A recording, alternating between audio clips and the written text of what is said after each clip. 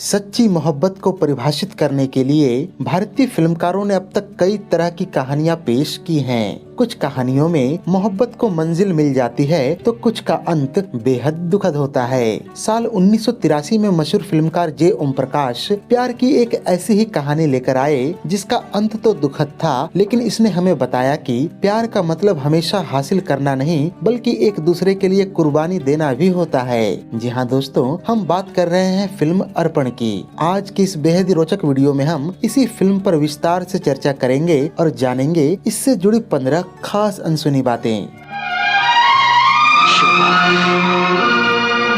परदेस जाके परदेसिया छोड़ दो मुझको। मैं लड़कियों के नखरों को अच्छी तरह से पहचानता हूँ।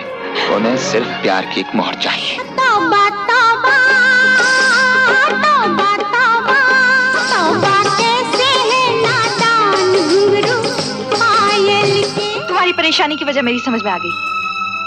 किसी लड़की ने तुम्हारा दिल तोड़ा है। अब तिजारत बन गई है।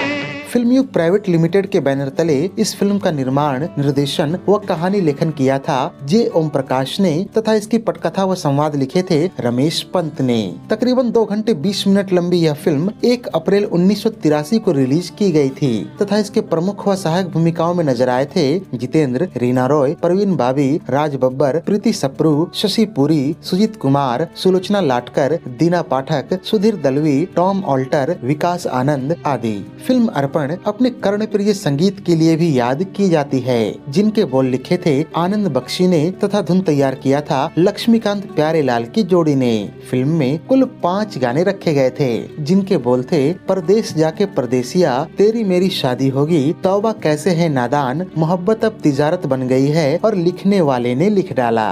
फिल्म के इन सुमधुर गीतों में अपनी मखमली आवाज दी थी लता मंगेशकर, किशोर कुमार, अनवर हुसैन और सुरेश वाडकर ने। चलिए अब जान लेते हैं इस फिल्म से जुड़ी 15 खास अनसुनी बातें। फैक्ट नंबर 1, फिल्म अर्पण साल 1983 में सर्वाधिक कमाई करने वाली फिल्मों के 21वें स्थान पर रही थी। इसका कुल बजट था तकरीबन 70 लाख रुपए तथा इसने बॉक्स ऑफिस पर 2 करोड़ रुपए कमाए थे। इस लिहाज से फिल्म को हिट घोषित किया गया था। इस साल कमाई के मामले में पहले स्थान पर रही फिल्म कुली, जिसने 9 करोड़ रुपए कमाए। दूसरे स्थान पर रही फिल्म बेताब, जिसने 6 करोड़ 75 लाख रुपए कमाए तथा तीसरे स्थान पर रही फिल्म हीरो, जिसने 6 करोड़ 25 लाख रुपयों का कारोबार किया। यहाँ दिलचस्प बात यह है कि ये तीनों ही फिल्में ब्लॉकबस्टर घोषित की गई थीं। फैक्ट नंबर 2, इस फिल्म की लोकप्रियता में सबसे अहम भूमिका रही इसके गानों की, जो कि एक से बढ़कर एक हैं। इन गानों की शूटिंग की भी बड़ी ही दिलचस्प कहानियां हैं। बात करें इसके गाने मोहब्बत अब तिजारत बन गई है की शूटिंग की, तो जिस दिन इसकी शूटिंग होनी थी उस वक्त जितेंद्र वास्तव में बड़े उदास थे।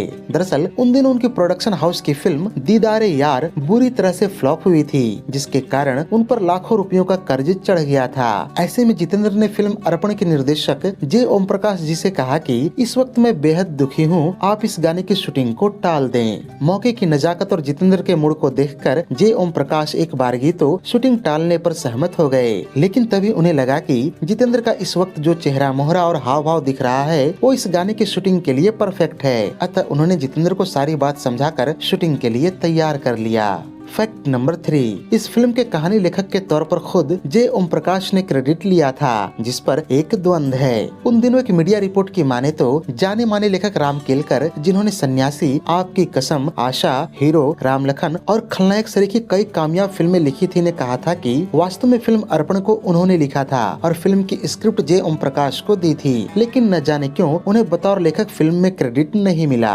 फैक्ट नंबर 4, फिल्मकार जे ओम प्रकाश के साथ रीना रॉय की तीसरी लगातार कामयाब फिल्म रही। ये फिल्में थी साल 1977 की अपनापन, 1980 की आशा और 1983 की अर्पण। इन तीनों ही फिल्मों पर गौर करने पर पता चलता है कि इन तीनों ही फिल्मों में रीना रॉय के अलावा समांतर रूप से एक और अभिनेत्री ने काम किया। ये अभिनेत्रियां थी फिल्म अपनापन में सुलक्षणा पंडित, आशा में रामेश्वरी और अर्पण में परवीन बाबी। फैक्ट नंबर 5, फिल्म अर्पण में परवीन बाबी वाली भूमिका के लिए शुरू में जया पर्दा को साइन किया गया था, लेकिन उन्हीं दिनों फिल्म के निर्माता निर्देशक जे ओम प्रकाश और जया पर्दा के पिता कृष्णा राव के बीच किसी बात को लेकर अनबन हो गई। ऐसे में जया पर्दा ने फिल्म को मना कर दिया। फैक्ट नंबर 6, निर्माता निर्देशक जे ओम प्रकाश अ अक्षर से फिल्म बनाने के लिए जाने जाते थे। उन्होंने अपने कैरियर में बनाई ज्यादातर फिल्मों का शीर्षक अ अक्षर से ही रखा, जैसे कि आशा, अर्पण, आपकी कसम, अग्नि, आसरा प्यार का आदि। उन्हीं की परिपाटी पर चलते हुए उनके दामाद राकेश रोशन ने भी अपनी लगभग सभी फिल्मों का शीर्षक क अक्षर से रखा। फैक्ट नंबर 7, फिल्म अर्पण जितेंद्र और रीना रॉय की बेहद सफल जोड़ी की बतौर नायक नायिका आखिरी सफल फिल्म रही। साल 1983 में रीना रॉय ने शादी करके फिल्में छोड़ने का निश्चय कर लिया, जिसके बाद इस जोड़ी की जो बची खुची फिल्में बाद में रिलीज हुई वो असफल साबित हुई। इसके अलावा निर्देशक जे ओम प्रकाश की भी ये आखिरी सफल फिल्म रही। इसके बाद उनकी सभी फिल्में व्यावसायिक रूप से पिट गयीं। फैक्ट नंबर 8, फिल्म अर्पण की सफलता का बहुत बड़ा श्रेय फिल्म के सुमधुर संगीत को गया। लक्ष्मीकांत प्यारेलाल और जे ओम प्रकाश की जोड़ी की लगभग सभी फिल्में हिट रही थीं। अर्पण इस जोड़ी की भी आखिरी हिट फिल्म रही। न सिर्फ लक्ष्मीकांत प्यारेलाल और जे ओम प्रकाश की जोड़ी की फिल्में फ्लॉप होने लगी, बल्कि जे ओम प्रकाश के दामाद राकेश रोशन ने लक्ष्मीकांत प्यारेलाल की जगह अपने भाई राजेश रोशन को वरीयता देनी शुरू कर दी, जिससे लक्ष्मीकांत प्यारेलाल का योगदान कम हो गया। फैक्ट नंबर 9, राज बब्बर ने साल 1983 में 3 हिट फिल्मों में काम किया और तीनों ही फिल्मों में वो सहायक भूमिकाओं में नजर आए। ये फिल्में थीं अर्पण, नौकर विविका और अगर तुम न होते। इसके अलावा भी 1983 में उनके जो फिल्में आईं, जैसे कि कालका, मजदूर, आसरा प्यार दा आदि, इनमें किसी भी फिल्म में वो इकलौते नायक नहीं थे। अपने कैरियर में 1984 की आज की आवाज से पहले राज बब्बर ने एक भी सोलो हिट फिल्म नहीं दी थी और उन्हें अक्सर सहायक अभिनेता की भूमिकाएं ही दी जाती थीं। फैक्ट नंबर 10, साल 1983 अभिनेत्री परवीन बावी का आखिरी सफल साल साबित हुआ। इसके साथ उनका कैरियर लगभग खत्म हो गया। 1983 में परवीन बावी की जानी दोस्त और अर्पण जैसी हिट फिल्में आईं, जो उनके करियर की आखिरी सफल फिल्में साबित हुईं। इसके बाद परवीन बावी की बची खुची फिल्में औसत रहीं या फ्लॉप हो गयीं। फैक्ट नंबर 11, साल 1982 में जितेंद्र ने एक रोमांटिक फिल्म प्रोड्यूस की थी, जिसका नाम था दीदारे यार। ये फिल्म बुरी तरह से फ्लॉप हो गई और जितेंद्र को 2 करोड़ रुपयों का नुकसान हो गया। इस नुकसान की भरपाई के लिए जितेंद्र मद्रास चले गए, जहां अगले 5 सालों में उन्होंने साउथ के दर्जन भर फिल्मों के रीमेक में काम किया। इस दौरान उनकी ऐसी विरले फिल्में आई जो साउथ की किसी फिल्म का रीमेक नहीं थी। साथ ही जितेंद्र ने दीदारे यार के बाद रोमांटिक फिल्मों से किनारा कर लिया था। अर्पण इस मामले में विशेष है, क्योंकि ये जितेंद्र के मद्रास वाले समय की गिनी चुनी फिल्मों में से एक है जो बॉम्बे में शूट हुई थी, जो किसी साउथ फिल्म का रीमेक नहीं थी और जो रोमांटिक म्यूजिकल फिल्म रही।